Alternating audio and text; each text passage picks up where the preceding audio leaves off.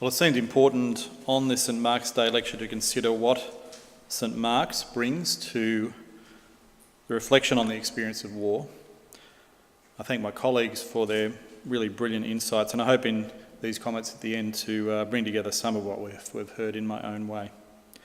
St Mark's Gospel opens with Jesus' declaration that the kingdom of God has come near. Yet, never, if we are honest, does the kingdom of God seem further away than when humanity goes to war. This entry comes from the diary of one Ernst Junger as he recalled his participation in Operation Michael, the last German offensive on the Western Front. The great moment had come.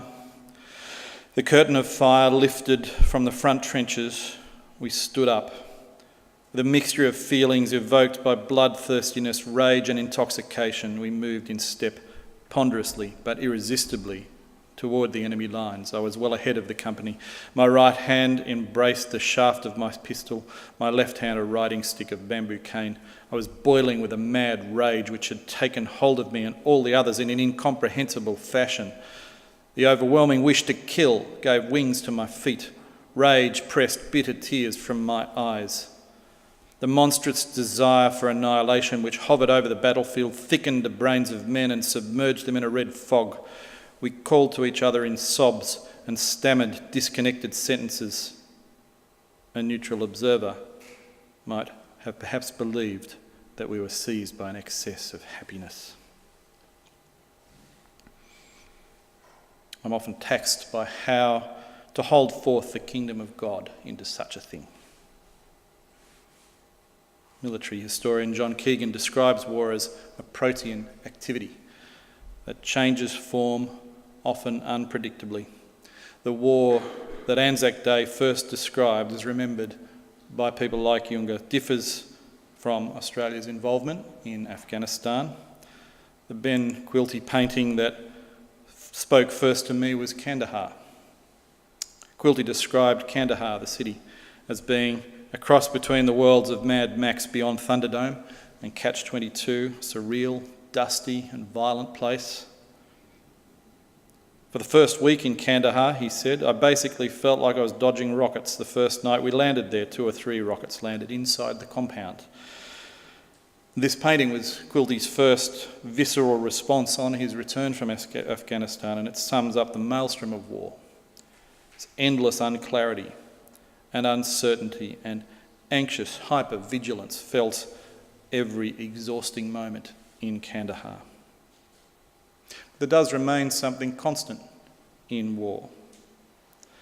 As the German theologian Karl Barth puts it, does not war demand that almost everything that God has forbidden be done on a broad front? To kill effectively must not those who wage war steal, rob, commit arson, lie, deceive, slander, and unfortunately to a large extent fornicate, not to speak of the almost inevitable repression of all the finer and weightier forms of obedience. And how can they believe and pray when at the climax of this whole world of dubious action is a brutal matter of killing?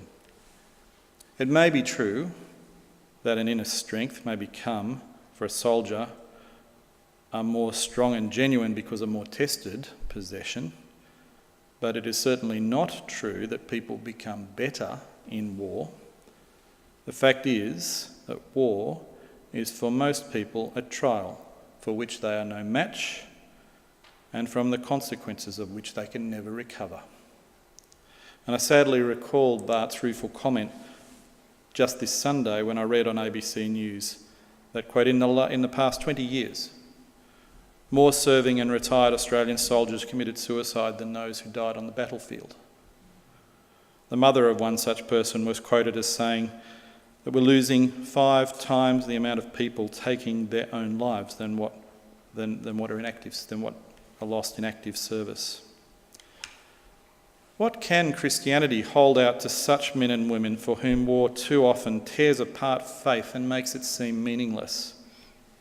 At St Mark's, we've been on the edge of serious discussions around whether post-traumatic stress disorder can suffice to describe the damage and brutalisation done to those who go to war, or whether the more provocative and contested term moral injury should also belong in our lexicon of care.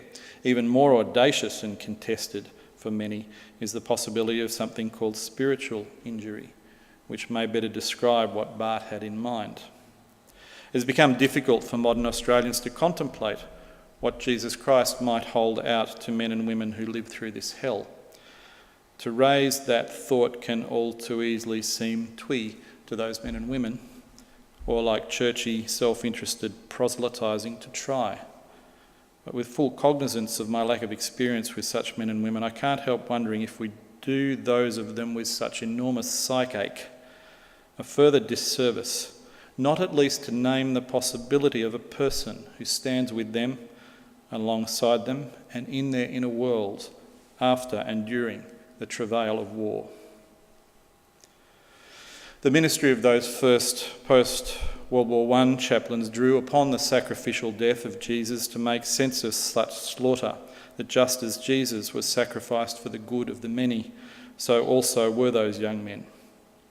It's an approach that can work only if these battles could be regarded as just in an authentically just war. Conversely, today, some would point to those young men as the innocent bearers of a society gone mad. That madness vented upon their innocent bodies, not unlike Jesus, and perhaps not unlike the experiences of those who now challenge aspects of this modern civic religion. On this view, Jesus shows us how to let go of the rivalries that set the conditions for war, and challenges political elites around their disposition toward narratives of competition and domination and scarcity, and in this way to find peace and justice through sober interrogation of the dark loves that sometimes drive our common life. Karl Barth put a similar thought in this way: what does require Christian faith, insight and courage, and the Christian church and Christian ethics are there to show them, is to tell nations and governments that peace is the real emergency to which all our time, powers and ability must be devoted, so that no refuge need be sought in war, nor need there be expected from it what peace has denied. I believe that further theological work needs to be done alongside this generation of Defence Force chaplains to hold out Jesus Christ today intelligibly in a multi-faith society. For we know of the Christ who inhabits and heals the broken by his Spirit. We know the Christ who brings lonely, broken people together with one another, and who participates in our suffering by his sacred wounds in his broken body and blood.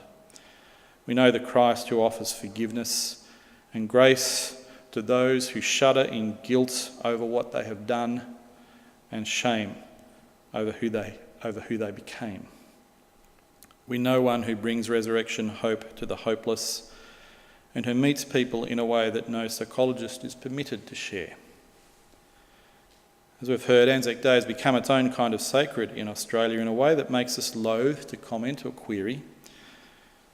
But if we remember in the wrong ways, for the wrong reasons, we actually risk further harm to those whom we seek to honour in it.